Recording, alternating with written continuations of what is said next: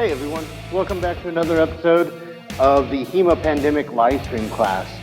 We had a request on our channel to do some work on the Saber, the military Saber. We've got a couple different versions here.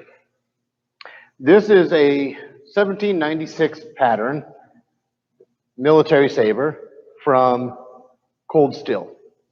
Then we have a Hungarian style Saber.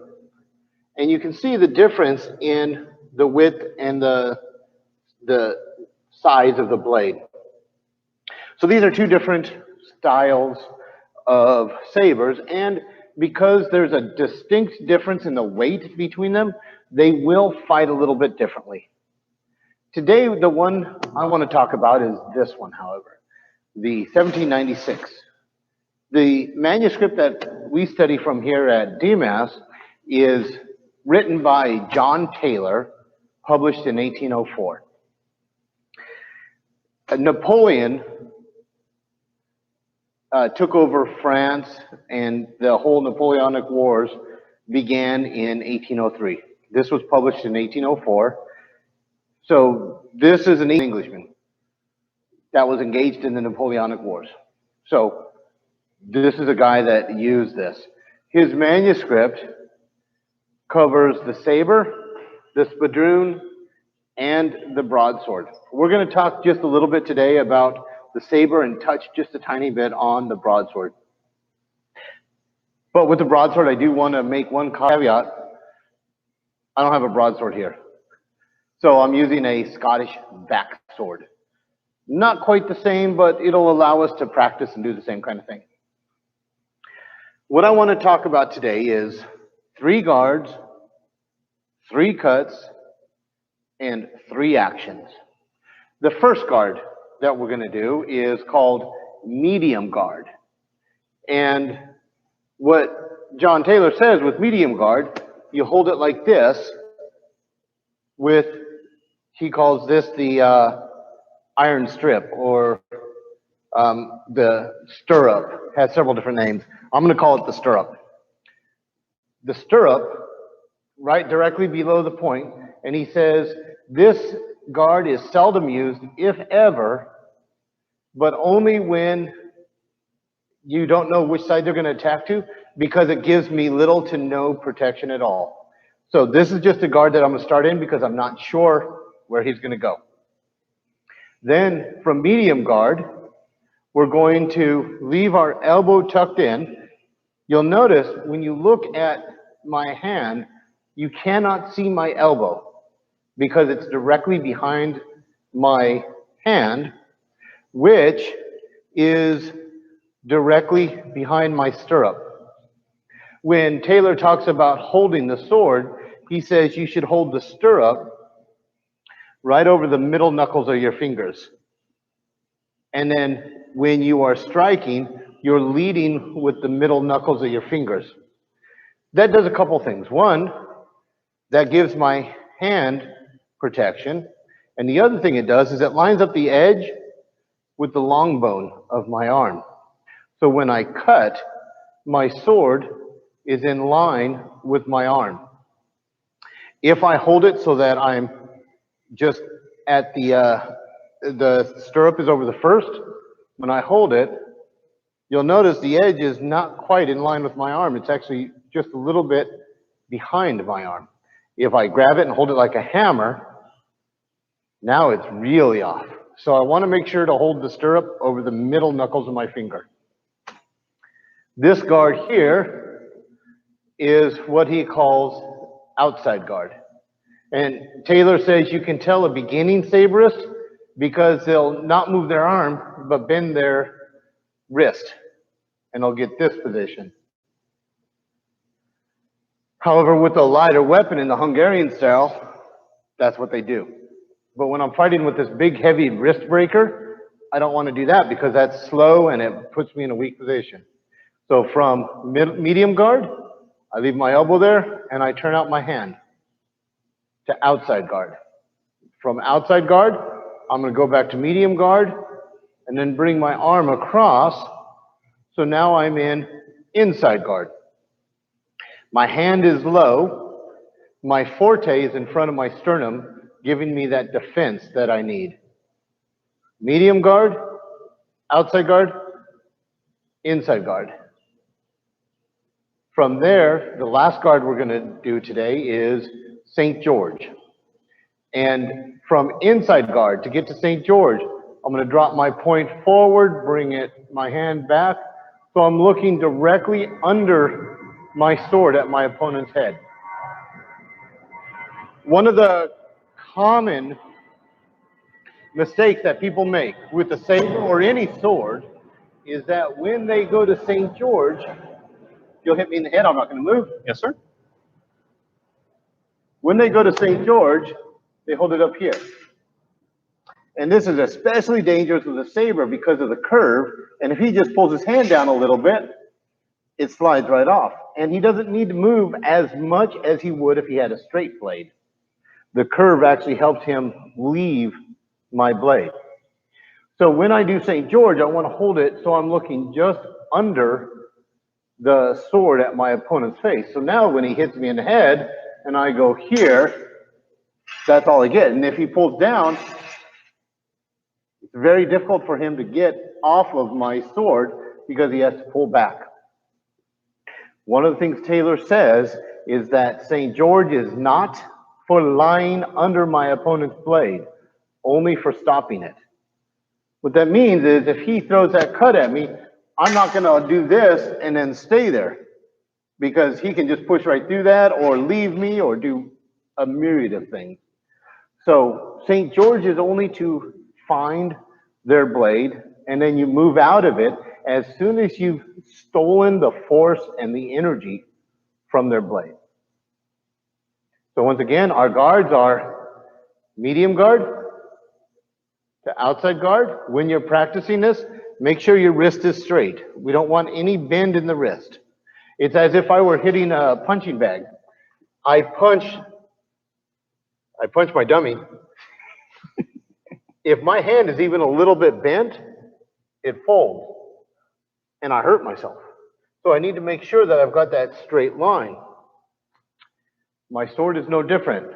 The stirrup is over the middle knuckles and I'm rotating through the radius and ulna to get my defense into place, not through my wrist, because this is too heavy. One of the nicknames for this sword was wrist breaker. There's our guards that we're going to use. Our cuts. At this period in time, cuts were numbered, 1 through 7. We're going to be looking at, well, I said 3. We're going to do a couple more. So 1 is I'm going to start from outside guard. I'm going to dip my point towards him, lifting up my hand. So I've got my point down and my hand high. Pull my point back. Then as I do this action, I'm going to pull my elbow down. And you'll notice my sword is in front of my body the whole time. Back to outside guard or to inside guard to perform my cut. So from outside guard, point forward, down, pull it back, drop the elbow down, and cut. And then come back to outside guard.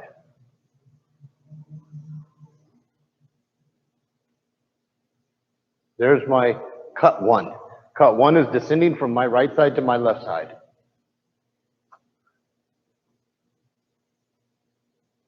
This is not like dueling sabers or modern sabers where I'm doing little flicks. This beast is way too heavy for that. So when I'm facing my opponent and we're both in outside guard, because at this point, if I just throw a simple attack, he easily defends that. Let's switch sides, please.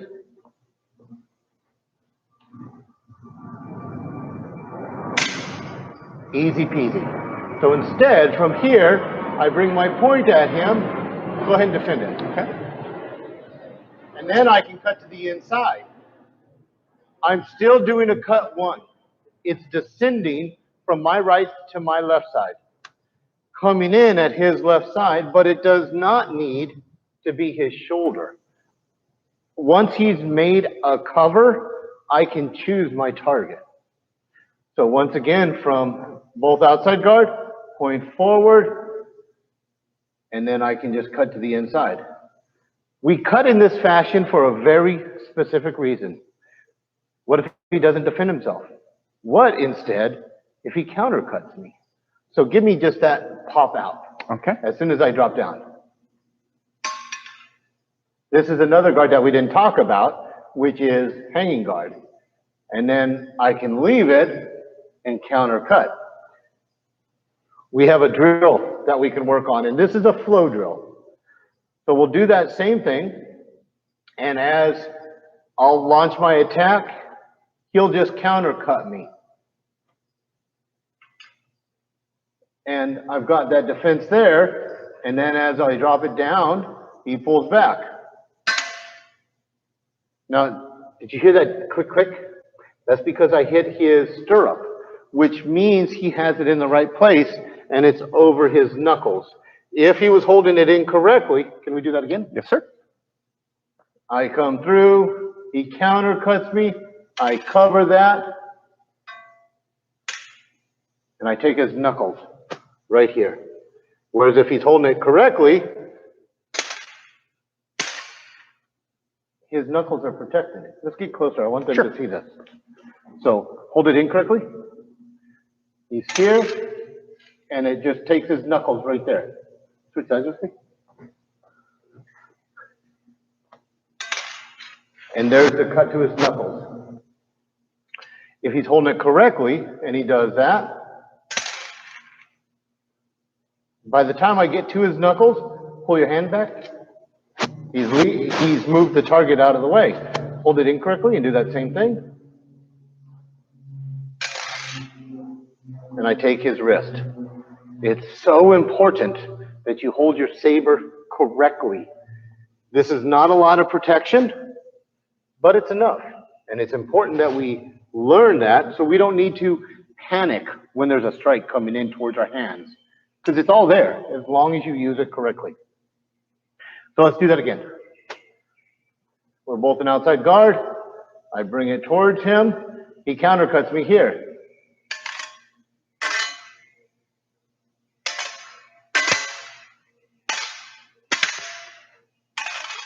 If I get lazy on my cut and I don't leave my forte in front of my body, I get hit. Let's do it again. You're going to make contact. Okay. So I launch.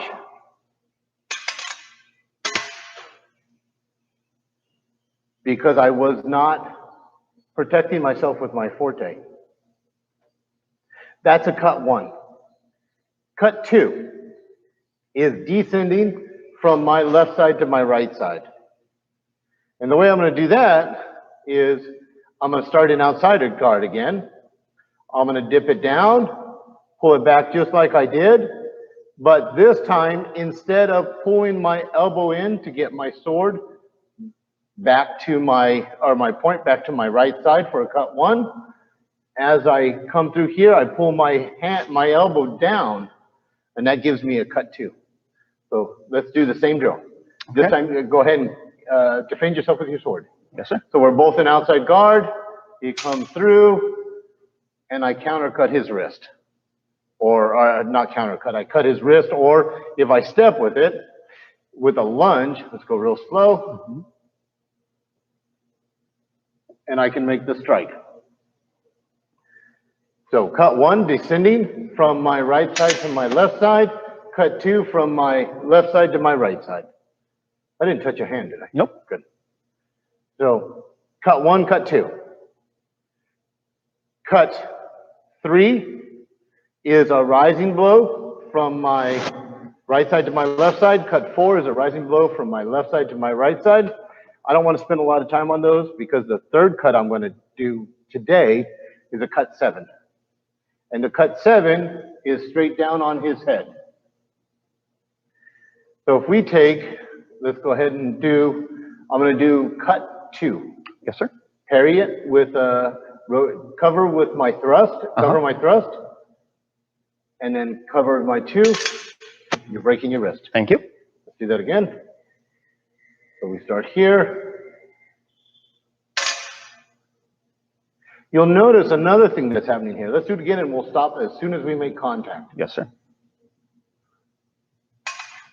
Come closer.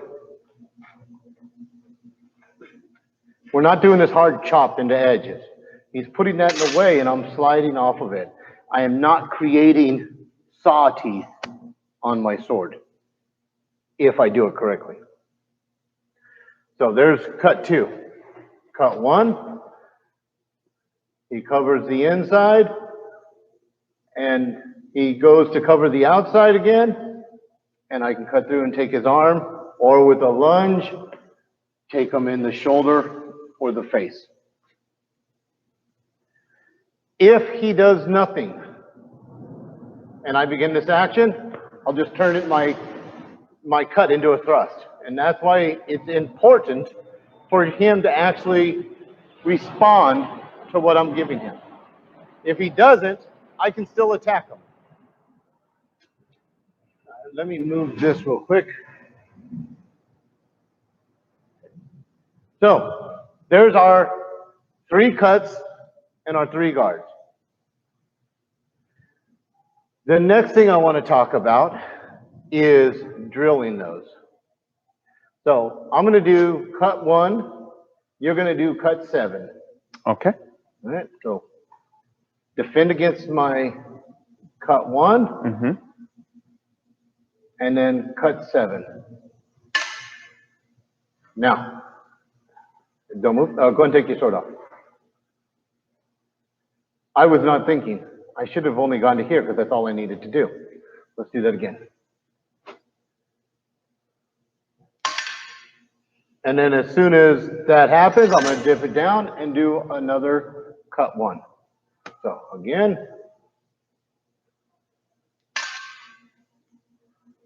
Do it again. Then I add my lunge to it. Ready? Ready. And I do it correctly. Into my cut. Now you'll notice when I'm doing the release from St. George, let's do it again. Mm-hmm. I go to here, I stopped it in St. George, and then just lifted my hand up. My forte is still in front of my body. Then to make the cut, all I do is I don't pull my hand down. I pull my elbow down. Watch what happens if I pull my hand down. See that? See how that opens up my head? But if I pull my elbow down, my blade is in front of me the whole time. Another lesson that I teach here at DEMAS a lot is just because you hit them does not mean they're done trying to hit you.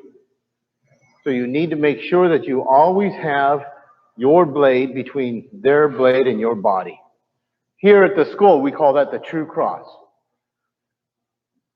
So there's our drill for cut 1. Let's do that one more time.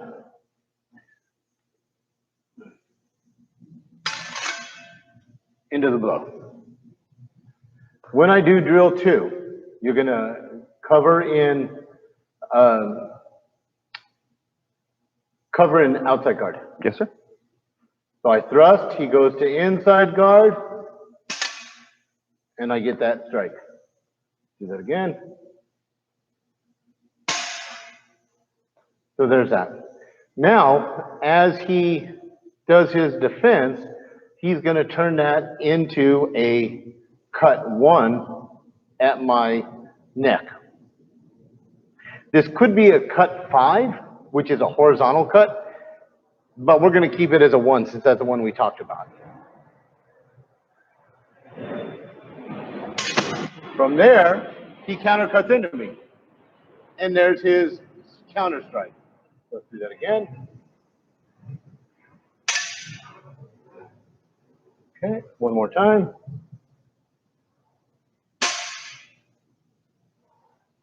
So now, to keep that from happening, I'm going to, as I throw it, let's switch sides, please. Move a little closer. So we do the same drill. Okay. I drop down, I cut from here. I'm just going to counter cut into it with a 1 towards his hand.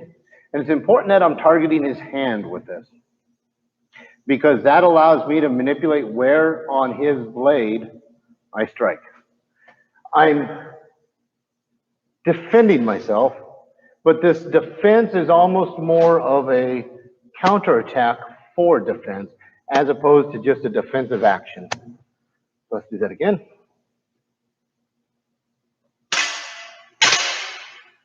And then from there, I'm going to turn my hand over and just cut up. That's where we get into a cut 3. General way, easy way to remember this. Sorry, that was a cut 4 because it came from my left. Easy way to remember this.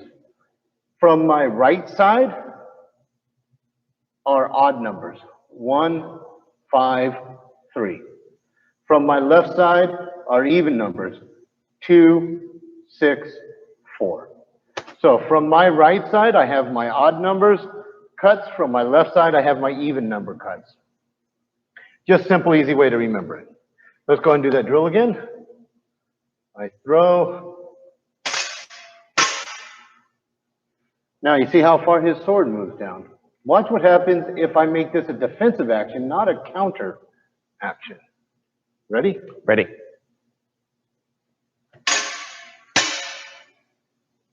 How easy is that to turn into a cut 2? This is very easy. Because I've given him the impetus to make that cut. I've given him the energy he requires for that. Go and do that nice and slow. Yes, sir.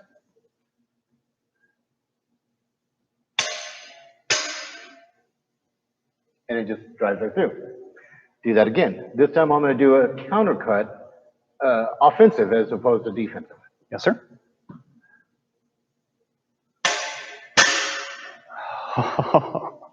And that's with the lighter sword. Try it with this one.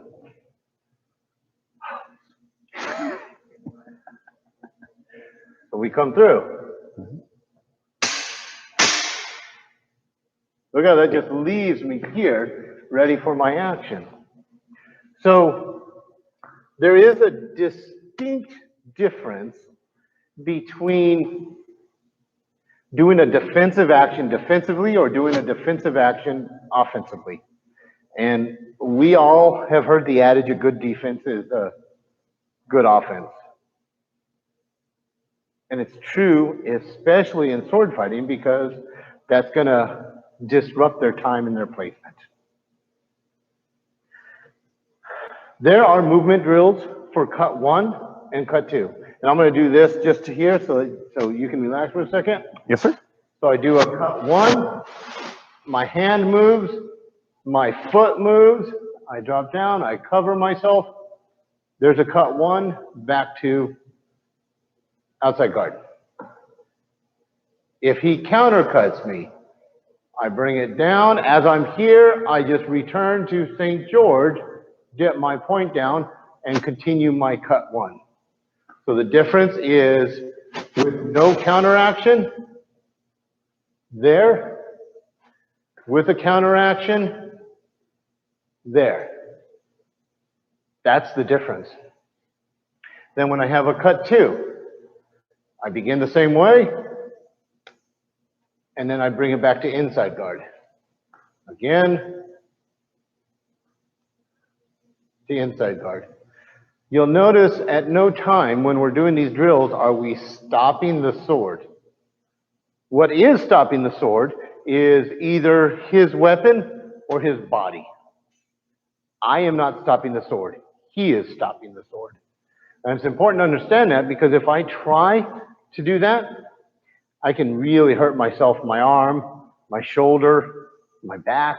I don't want to risk it. So cut 2, thrust, cut all the way down, back to inside guard. Then if he defends it, I begin my action, I pull this down, he defends that. And then as I do it, instead of going to inside guard, as I cut through, I cut into his forte.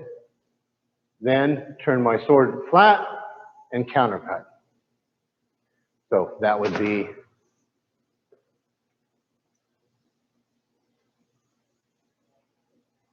If we also, I do want to point out, can thrust with this.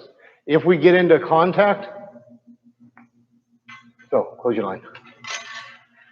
That's the nice thing about the curved blade. So as soon as we make contact, I can drive around his weapon, and that's one of the benefits of the curved blade. I can also use it to, watch this. So I'm throwing my cut. I'm now using my false edge to take his fingers. Move up a little bit closer so they can actually see that. So I'm gonna do it from here. Mm-hmm. So I attack, and look how that just lays on his thumb. And I can put the point into his wrist as well.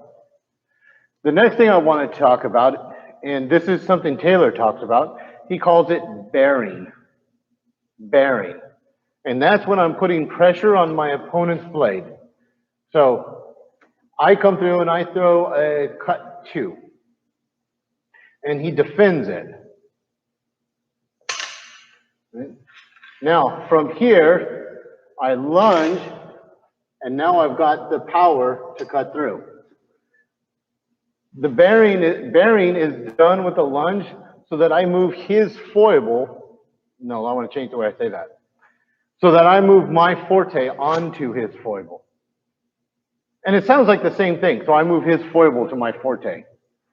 But it's not, because if I'm moving his foible to my forte, he can remove his foible from my forte. But if I'm moving my forte to his foible, I'm controlling his sword. And it's a very nuanced difference, but it is a difference. Let's do that again. I launch my attack, lunge, and then I can just cut through from there. One of the nice things about this one is he also says in bearing that I can do a cut 4 off of this. I launch my attack. He defends that. I bear, leave his sword, and cut up underneath, and then recover. So let's do that again. Mm-hmm. You good? Good. Let me get back on guard. Oh, there I did it with a 2. Because look how far he pushed his hand out.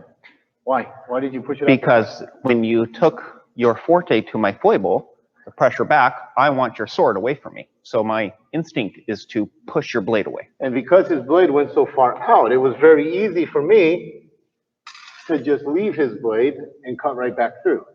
And imagine taking a 3-pound beast like this right to the chest. It's going to slow you down.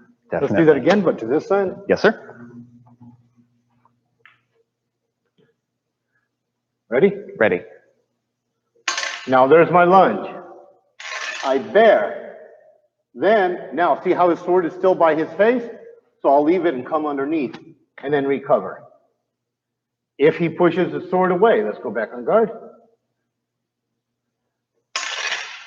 And he goes there, I'll just leave it here and cut into his chest that way. And then once I hit him in the chest or the face, I'm going for his chest because of no mask, I then recover back onto guard.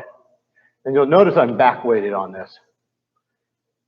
In this style, we're very much back weighted and then lunging into it so that it is closer in relation to the rapier than it is to the modern fencing stance. And the last action I want to talk about is battering. Battering is a beat. I'm beating his sword out of the way. So we're both on guard. And from here, I do a cut 5. Even though he went for that defense, I still have that opening. I can do it with either edge. And it's important to understand that when I'm doing that, we're both on guard, my hand goes forward like I'm doing the same action. But the curve and using the fault edge means that when I strike his blade, look how I'm pulling it back onto his flat. That's where I'm getting my advantage. Ready? Ready. To get that strike. And it really throws their blade out of the way. And I can do it from either side. So if we're here, well, actually I wouldn't start here, I'd start here. So let's actually do this. We start here. I pull it back. You notice how I'm protecting myself. So if he countercuts my arm, great. Go back, do that again. Bring it forward, there we go. There. So we don't even need to be touching, but we both know we're in danger. But he's closed off his line, and I've closed off my line without excessive movement. So I pull back. Now when he goes to countercut me, let's do it again. I turn my sword flat. Do it again. And then I can just cut through. Do it again, one more time. Into the cut at the throat. I can go other places, but that's going to distract him if you cut him in the throat. Do you agree? I would agree. There's a book I would suggest, besides John Taylor from 1804, and that is Blades of the British Empire. And I'll put a link to that into the description of this. Can you check to make sure there's no questions? Go ahead and close that. So I would like to say, no, don't say. With that, I'd like to say thank you. I hope you found this instructional. I hope you found this helpful. Remember, there's a distinct difference between fighting with a Napoleonic era 1796 pattern versus a Hungarian saber. They're different weapons. So this is gonna, and they are both significantly different than dueling sabers. What we're talking about with Taylor is an English style. So you're gonna see very similar actions in things like silver and other English masters. Hey everyone, welcome back to another episode of the HEMA Pandemic Livestream class. Today we're doing part 2 of the military saber. Again, our primary manuscript that we work with when doing this manuscript, or this weapon at DEMAS, is John Taylor, 1804. Last class we talked about bearing and battering, and we did 3 cuts, 1, 2, and 7. Today, what I want to do is I want to talk about 3, 4, 5, and 6. So 3 is a rising blow from my right side to my left side. And as I stated last week, the easy way to break it up is the odd numbers are from your right side, the even numbers are from your left side. So 1, 5, 3 are from your right, 2, 6, 4 are from your left. A 3 cut is from here, we're going to start in outside guard. We're going to bring it back so that the point goes right over our head, drop it down, bring up my cage. So I'm leading with my forte, cut, and then bring it back. 4 is going to be down by my side, bring it up, cut forward. You'll notice as I'm doing this, when I do a 3, I bring it here and I drop my hand back because I don't want him to, let me state that a little differently. It's very dangerous to take your hand back and your weapon behind you in distance, and if he's not already moving. So I will say, if he's standing here in outside guard, there is not a chance I'm going to start with this cut. This is drill only, and I just wanted to point that out. Do not start a fight like this because you will get stabbed in the face or the chest or cut. Our action is going to be back, drop it down. Now, my hand, you can see how far back my elbow is, so that when I come forward, I'm protecting myself, and I strike, so that when I hit, I'm here. So when I hit, the curve of the blade is what creates the slicing action. Drop it down over my head, bring it up. I have not extended my hand at him yet. My wrist is still straight. As soon as I get here, then that's when I go forward and up slightly. And that's what gives me that cutting action. At no point with either 3 or 4 do I cut up here. I'm not throwing my cut all the way up. Not unless you want to get stabbed or cut yourself. So it's going to be for a 3, here, forward, there's my cut, pull it back, forward, there's my cut. You'll notice I'm also leaning a little bit. So we start the hand on the hip or in the back. We're going to start with the hand on the hip in a profiled stance. Slightly back. So when I'm here, I can drop it down and step forward for my cut with a lunge, pull back. Begin my cut 4, pull it up, there's my blow, pull it back. Again, this is a drill. Once I start working with a partner and then an opponent, and don't make the mistake that partner and opponent are the same thing. You need to start with a partner before you move to an opponent. When I start working with a partner, I'll start here in outside guard. I'll pull it back. I'll step forward. There's that blow, that cut 3. I'll lean back as I'm going down because my weapon's not in front of me, so I need to open up some distance, then I can cut back forward. So I'm learning this action here, and I'm not leaning my body back. That's an important key. I'm not leaning. I'm bending my back knee. Now, if let's say he does a retirement. Move your sword out of the way. Just retire, please. I can make that in advance back into my lunge position. So I'm going to throw a cut 3 from guard. As I throw my 3, I want you to get out of the way. Just retire. Yes, sir. So I come through, I bring it up, I lunge, nothing happens, I pull back because now's his time to cut me, but we're not doing that for this drill.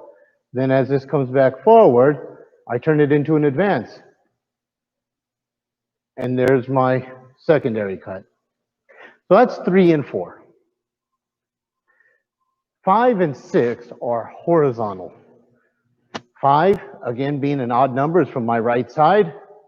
Horizontal. 6, horizontal.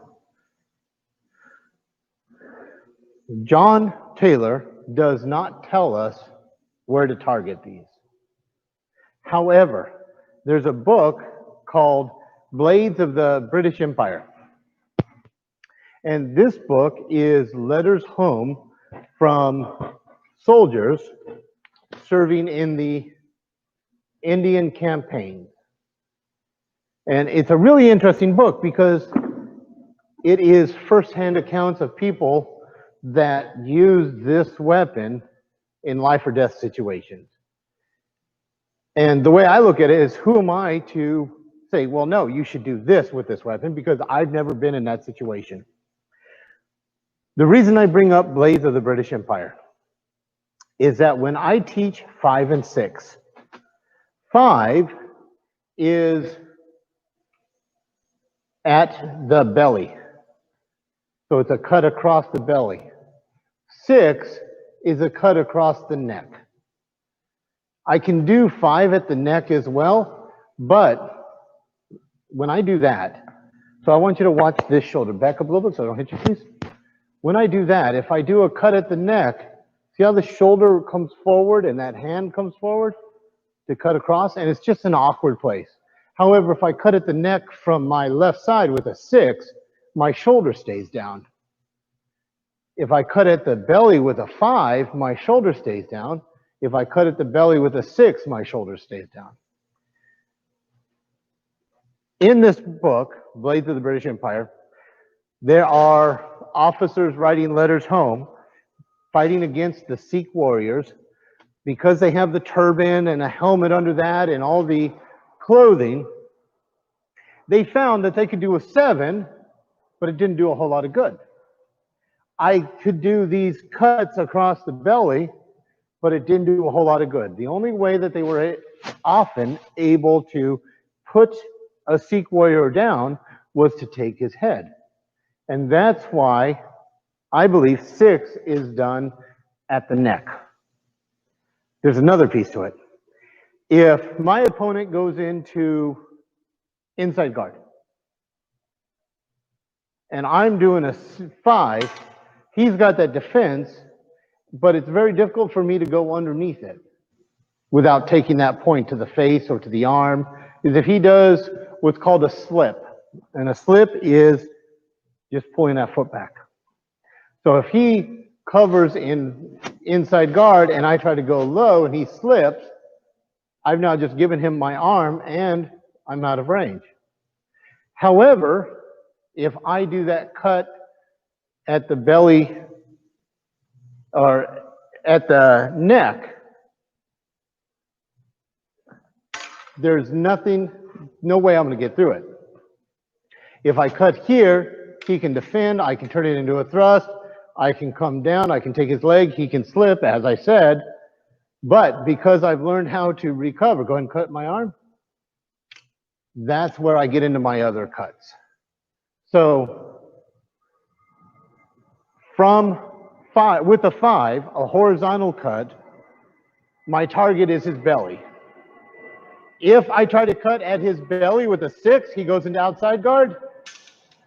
And if I try to cut lower, he doesn't need to do anything except drop his point on me by going, and he's going to get there before I get to his leg.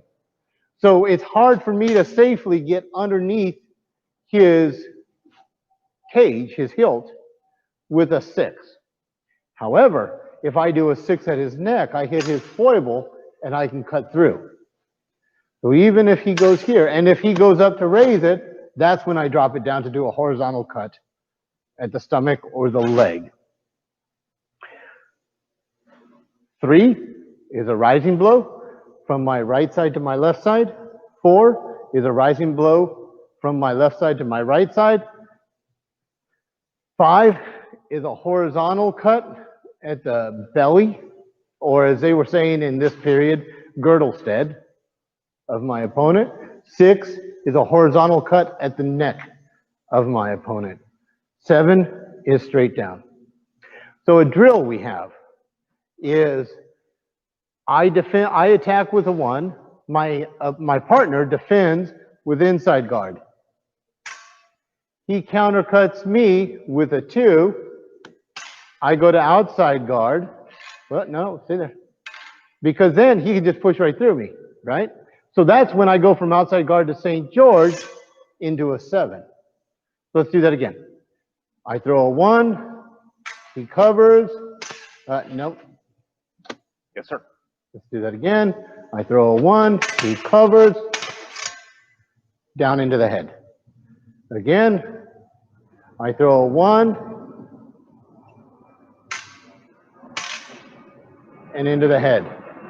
From there, we're then going to, he's going to slip against my 1, so my 7. So now he adds his footwork into it. Ready? Ready. So I begin, I throw my 1, he goes there, I go to St. George, 7, and this is when he throws a cut 3 to make the strike on me. Let's do that again. So I throw, slip, and that's when he makes the strike. Let's do that again.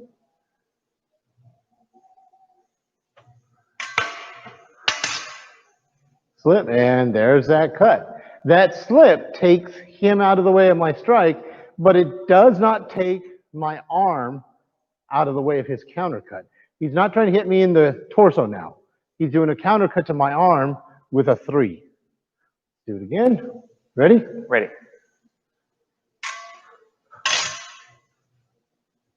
Drop your hand down. And there it is. There it is, Yep. right there. Because then, so let's do that again. Ready? Ready.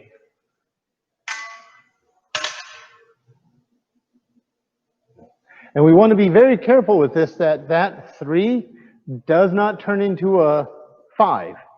Because if he does a horizontal cut and instead of coming here, he's more using his shoulder, it doesn't defend him. Watch this. Same thing, but you're going to make it a 5. Yes, sir. Ready? Ready.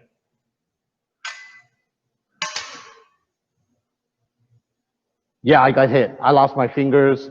Probably got hit in the face. But he's still getting hit. But if he does it with a 3, ready? Ready.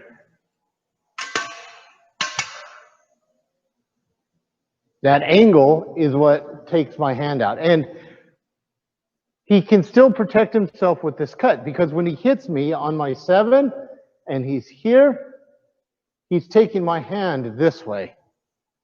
We can turn this into a flow drill where my 3 is not a countercut to the arm, but a defense against the weapon. So for that, we're going to switch roles. So we're going to start here. You're going to throw a 1. Okay. I'm going to defend. I'm going to cut. There's that. I'm going to go back, slip. And now I've turned it into a defensive action. So when he's doing that 7 and I slip, I'm attacking the side. From here, this is where I can throw this is where it gets interesting. I could throw a 1, but you can defend that. Would you agree? Yes, I can. But watch what happens if I throw a 6 and it takes it right to the neck.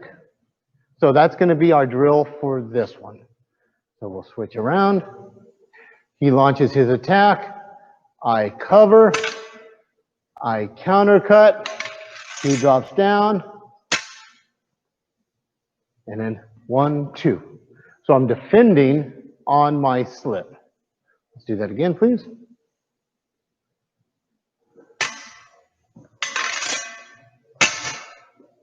Into my cut. And I return to my lunge position, but my body stays upright. Let's go ahead and switch sides.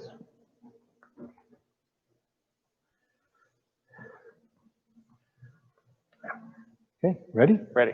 Go ahead.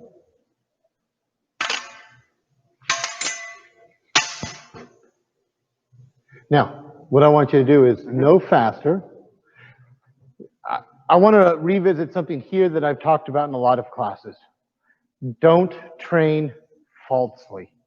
And what I mean by that is we do this drill and I need to have him stop when I'm completing my action. But as I practice and I get better at it, I don't want him to stop because in a fight, my opponent is not going to stop, whereas my partner is stopping to allow me to practice my action cleanly. So now we're moving from partner to opponent, but we're not changing any speed. Got it. He launches his attack. I cover. I countercut. And I've still got that. Go ahead and try to get out of the way a different way. Sure. He attacks.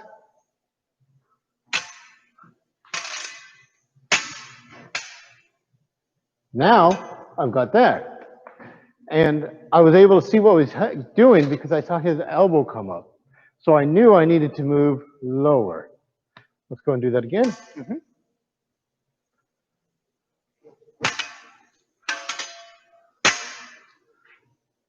Oh, now he's got that counter cut to my wrist. Very good. And these are the way that we work through the actions. When you are both doing the drill, no, let me change that. When you're doing the drill, it's important that you make sure everything you do is perfect. But just as importantly, when you're doing the drill, it's important that everything your partner is doing is perfect. That way you know you are working against a good action or counteraction. When you take a guard, a position against your adversary, your opponent, against your partner, you should both be doing everything right. We are not expecting to meet an idiot on the field. We are training to deal with skilled swordsmen. If we do meet an idiot on the field, they're easy to deal with as long as we train correctly. Would you agree with that? Yes, sir. All right, let's go ahead and do that one more time. Okay. He launches his attack. I cover, I countercut. Oh no. Now I changed my angle so I could cover myself and take his forearm. This is how we experiment with the action. I need to learn to see where it is. The first step of every drill is one part, then add one thing to it. When you are training, never fix more than one thing at a time. So let's go ahead and do it again, just the initial action. Just the initial? All right.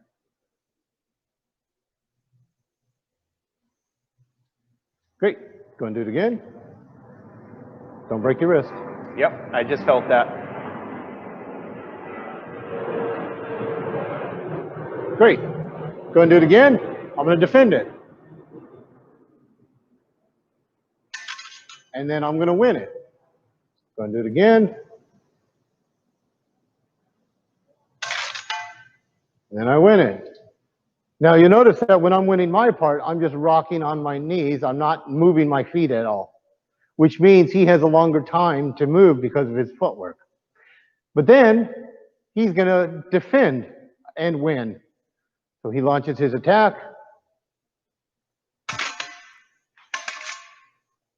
And then wins. Do it again.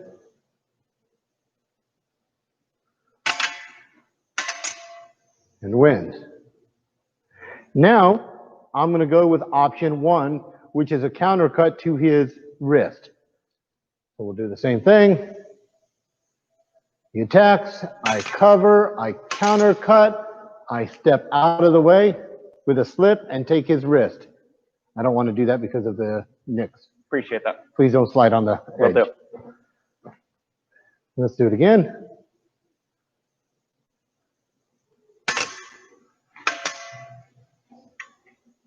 I was a little slow on that one. I was still thinking about the edge. Let's go and do it again.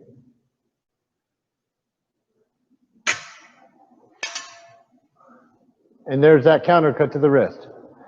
Now we're going to go for option 2, which is I don't have time to countercut the wrist, so I'm going to defend against the blade.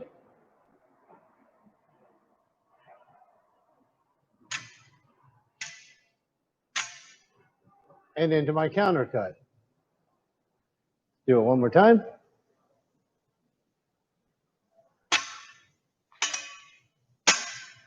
I forgot to slip.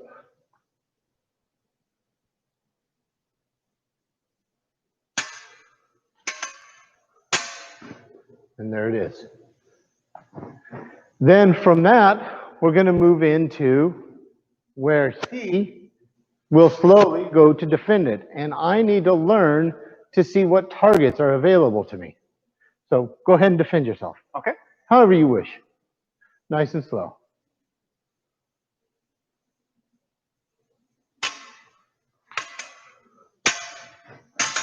Ooh, that's dangerous. Not a good one, right? So, what did you learn? I learned that I should not come up with a cut 3. A cut 3 would put me in danger to my head. I have not covered myself. And he was actually guiding the sword right to the face. Mm-hmm. That's why slow drills are so important. It's not just that I'm learning my drill action. He's also learning good counteractions, good defenses, and things that do and do not work. Which I find is a very important thing because I don't want a sword in my face. So understand why. It's a weird thing on my. Keep in mind, not every action is appropriate for everything that they're doing. So there's no one right answer. There's no one wrong answer. He could do that, but do it with a slip. I'm not a slip, a retreat, a retirement. Let's try that. Excellent.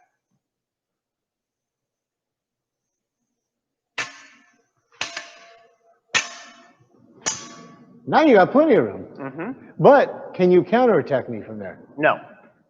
So that means he saved himself, but this phase of the fight is over. And we need to recognize when a phrase ends so that we don't attack from a bad position. Were you in a bad position? No. So why did you not attack me? Because I did not have the time to attack. Why did you not have the time? Because I was too far away. So he was in a great position, but out of distance. Just because you're in a position to attack does not mean it is safe to attack. You only attack when you are ready and prepared to attack, not when you see an opening. Because if you attack every time you see an opening and you're not prepared, bad things happen. So let's do that again. Okay. Same thing. And then we'll switch sides. And we'll do it again.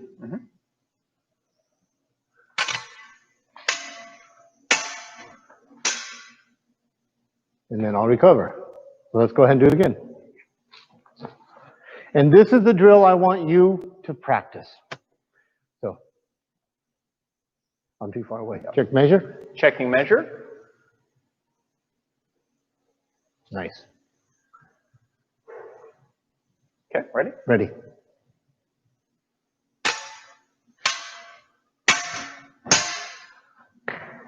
And I'm not going to stay there. To end it, I'm going to show you, though, how I can defeat his opening of distance. Check measure. Check and measure.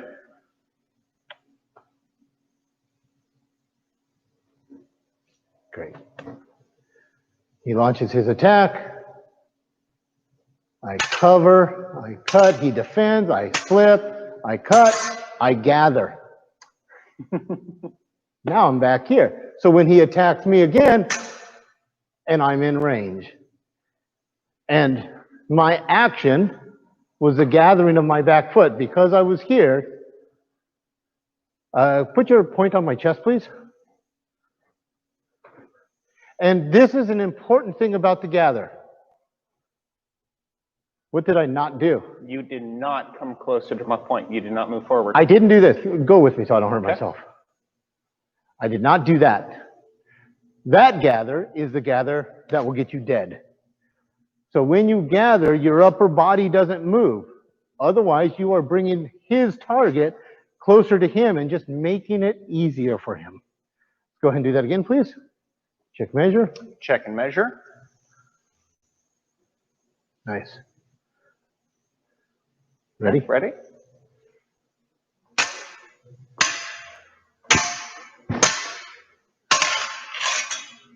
Then I can just drive it in. And I did something different this time because his attack was at a different angle. He did not attack me with a descending blow this last time, so I couldn't do the same defense I did last time. So I put my forte in the way of his foible. Then I can just slide off of it. Okay. I'd like to do it 2 more times. One with your back there. Okay. And then we'll switch sides. Sounds good. So we can see the whole How does this thing. angle look? Looks good. So check measure, please. Check and measure. Okay. Ready? Ready.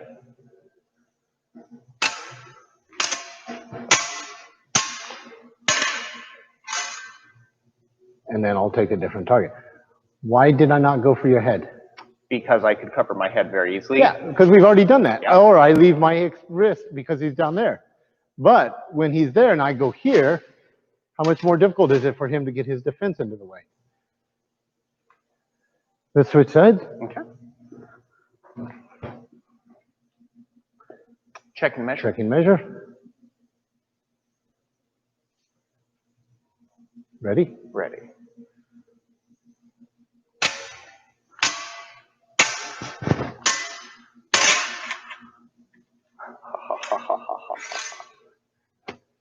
And so I have options that I can play with. Now, as a review, we're going to do cut 3, cut 4, cut 5, cut 6 again. We'll start an outside guard. Cut 3, point back, keep your hand here in front of you with your stirrup over your middle knuckles.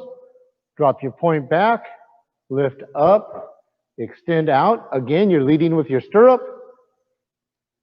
And then pull back. Take your point behind your head, drop it down beside you, pull your elbow back. I'm not doing this because now I'm just asking to get countercut. So we're pulling the elbow back, then going forward, leading with the stirrup, into the cut. Pull it back, take the point behind your head, drop your shoulder down just a little bit, cut 5. As soon as you get past them, roll your hand over, drop it back down, bring it up to elbow level. I know our targets are neck, but we're bringing it back to elbow level because as I bring my hand around, I bring my stirrup in front of me, then I go out for the neck. And can I hit your sword? Yes, sir. Switch sides with me. Okay. So I've just done my 5. I drop it down, lift it up a little bit higher, because I'm going for your neck. Got it. So when I bring it through, I'm getting that blow. So even though I'm coming up here and then going forward, it's still, imagine taking that to the forearm or to the neck. I'm not going to hit you. Okay. I'm in range, I bring it up, and I just snap that point right into his carotid. I, with a sharp sword, see no problem, like in the book, taking their heads off. Because there can be only one. But until we're able to get together and train once again in person, I wish only the best for you and yours. Stay safe, stay sane, and we'll see you on the other side of this. Thanks for being here. Boom. Good to have y'all.